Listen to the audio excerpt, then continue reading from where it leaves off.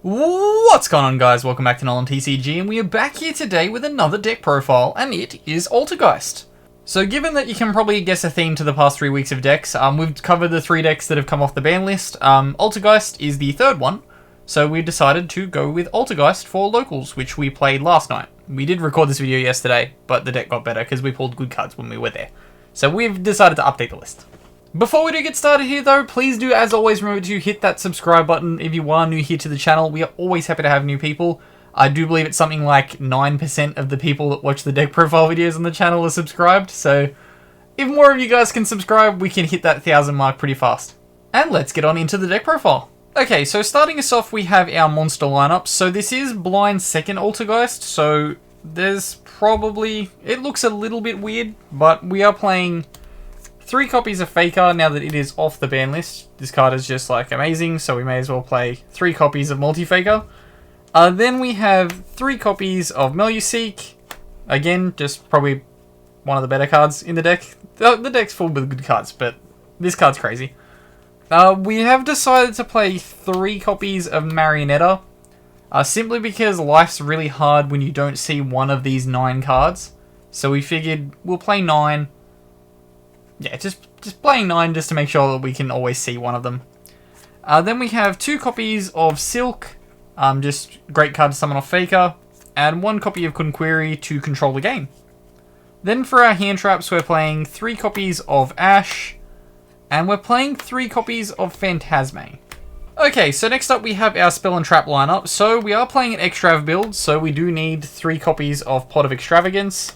If you were to replace this in the deck, you'd probably replace it with something like Desires if you wanted to, but yeah, Pot of Extravagance is just kind of the best card. We're only playing 1 duality. I'm not even happy with playing the 1 duality. I just find it conflicts with Meluseek when you have those 2 cards. So, just the 1 duality, we didn't want to play more than this. Something else, the next card we're playing is 2 copies of Mystic Mine. I hate playing Mystic Mine. It felt really disgusting whenever I activated Mystic Mine. I don't like this card at all. Ban this card. Then we're playing for the traps 3 copies of Spoofing. Just allows you to get better Altergeist cards with your bad Altergeist cards.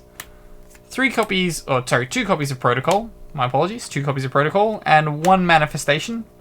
Just a solid all-around ratio. You can play 2-2, but this deck gets a little bit tight for space now that you have the 3 Faker. Then for our traps, we're playing 3 copies of Judgment. And then for the other pure trap we're playing is 2 copies of Compulse. This was actually pretty good last night. It came up quite a lot that I had like Compulse Faker and was able to just like take back control of a game. Then for the more hand trappy style traps, we're playing 3 Evenly and 3 Imperm, just because resolving those cards with Faker in hand is incredible. Okay, so next off we have our extra deck. So this is the thing that changed the most. Well, we didn't change the main deck at all, but we did change the extra deck a fair amount from when we recorded this yesterday because we got some better cards. So starting us off, as always, just 3 copies of Hextia.